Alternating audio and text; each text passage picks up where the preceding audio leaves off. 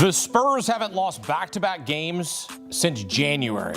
Victor Wembanyama went for a triple-double in Game 1, lost by 2. Bang the drum back in San Antonio. Less than 2 minutes into the game, Julian Champagnie, no. Wembanyama, yes.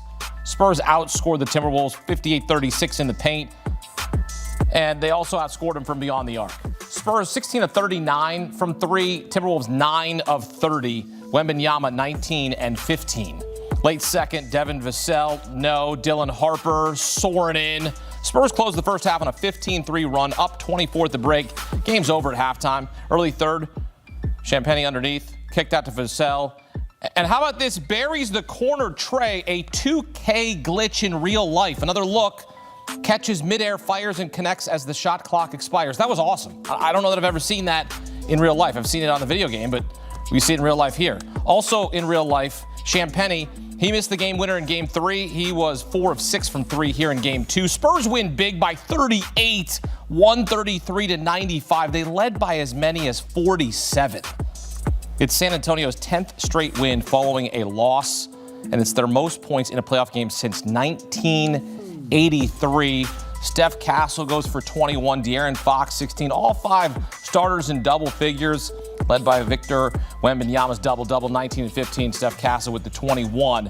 And they bounce back in a big way, again, as they win by 38. Game 3 Friday as the series moves to Minnesota. Get some instant analysis. Welcome in former NBA Coach of the Year Avery Johnson and CBS Sports HQ NBA analyst John Gonzalez. Spurs were a bit rusty in Game 1. Here in Game 2, it was over at halftime, up by 24. Avery, what did you see from the Spurs in this one? Starting with Victor Wembanyama. You know, he was fooling around. He was 0 for 8 from the three-point line in Game 1, or didn't shoot the ball well, but this team points in the paint, 58 points in the paint. Defensively, they were terrific. I thought De'Aaron Fox took better care of the ball. I like Keldon Johnson, 9 points, 10 rebounds off the bench. I thought he was physical. I thought they did a good job overall with Julius Randle. Their bench played extremely well. So I thought this was a great team effort. But, okay, here's the breaking news that everybody heard about earlier today. Yesterday, my former coach, Greg Popovich, was the special guest in the film session at practice yesterday. And he basically led that film session. Even in his health situation, the players responded. I guess he gave them some serious pointers, even though it didn't last long. And they came out and played like a team on a mission. So, again, Mitch Johnson has done an incredible job. Greg Popovich, I guess, comes out of semi-retirement to participate in that film session yesterday to point out some details because he's coaching a tremendous amount of these playoff games. I was there with him from the beginning. I guess I was like the associate head coach when he was the head coach, and it paid dividends for them tonight. You nailed it, Avery. I mean, you said that they were on a mission. They were absolutely on a mission. Game 1, they lose by 2. Tonight, they win by 38. They were up as many as 47. I mean, where didn't they win tonight, right? They won the turnover battle, the glass, points in the paint, fast break, all 5 starters in double figures. Wemby's shot diet was better. He got some shots to fall. Couldn't hit anything in Game 1 tonight. He was much better. Didn't have 12 blocks. That's okay. They didn't need him to. De'Aaron Fox couldn't hit anything in Game 1. He was much better tonight, just up and down the floor. And then, for the Wolves, it was a disaster. Hakeem, you said it. It was over at the half, right? Just 35 points at the half for the Wolves. That was their lowest scoring half all season, playoffs and regular season combined. Ant's out there for 24 minutes. I guess that's a small silver lining because they didn't have to play him any more than that. And then, unfortunately for them, Ayo Dosunmu comes back. He didn't play in Game 1. In Game 2, he's out there for 10 minutes. He had a calf injury in Game 1. Well, tonight he leaves in the second half with a heel injury, so that's not great for the Wolves. Here's how bad it was for the Wolves tonight. All those other things that I said, Joe Ingles played. When Joe Ingles plays, either something went really right or really wrong. Nothing went right for the Wolves tonight. Avery, when are they bringing you in to go over some film? You know, we did a demo in the desert at one point a couple years ago. I mean, when are they going to bring you out and like have you do a couple demos, maybe some film breakdown as well?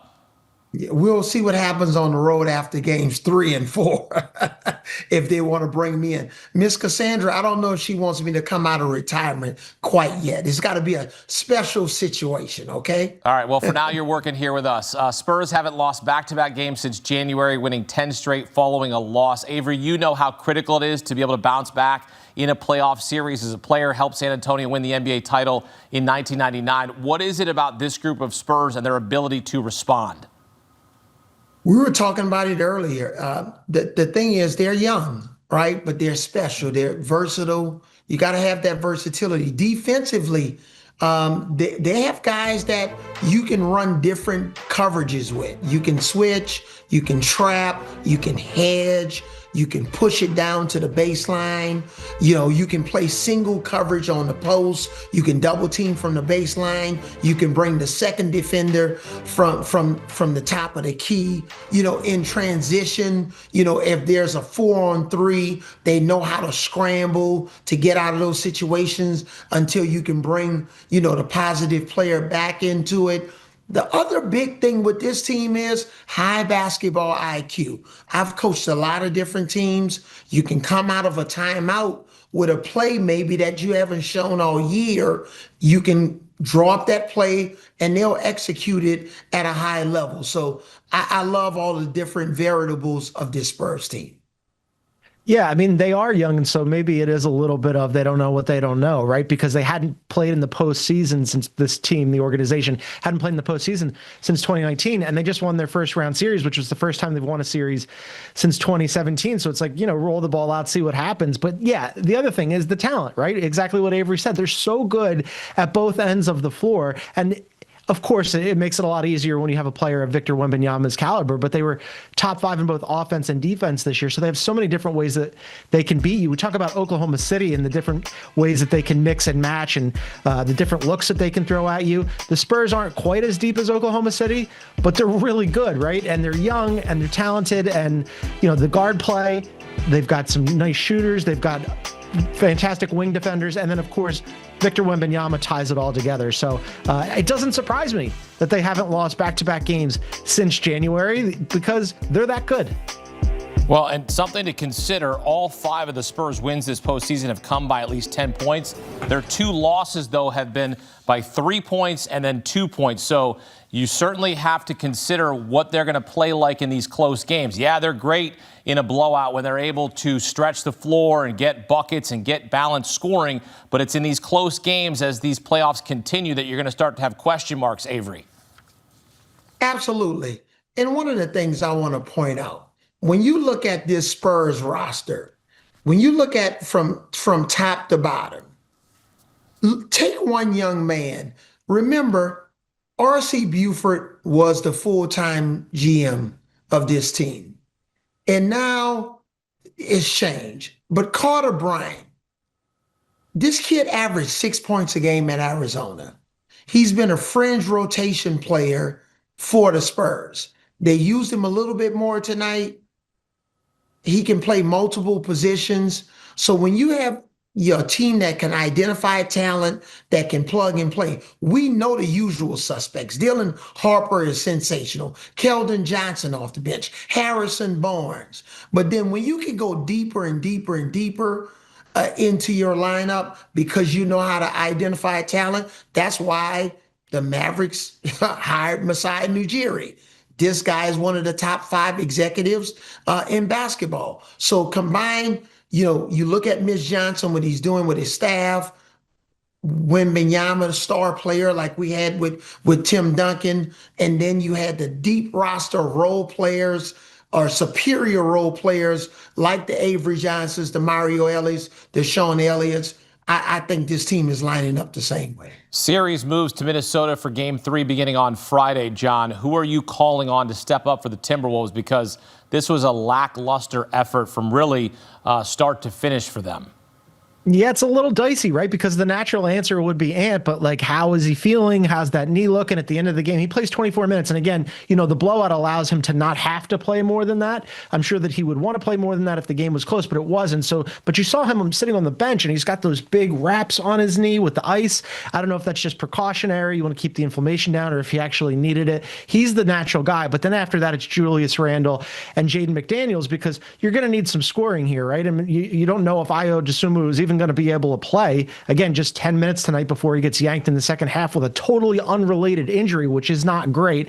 And then that bench is kind of thin because, Ayo you would expect to step up into the starting lineup if he was healthy, but he's not. So they had to put Mike Conley forward. So Ant to the side, it's got to be Julius Randle and Jaden McDaniels. Now, good news is in this postseason, we've seen both of those guys step forward and have big games in big moments for this team. But I just think like with the injuries, with the talent that they're facing, and with the Spurs being healthy and being able to throw all those different looks at you, it's a lot. The Wolves have been great at home, but they're going to need everybody to step forward. Yeah, and I think this is a situation. Anthony Edwards needs to start game 3.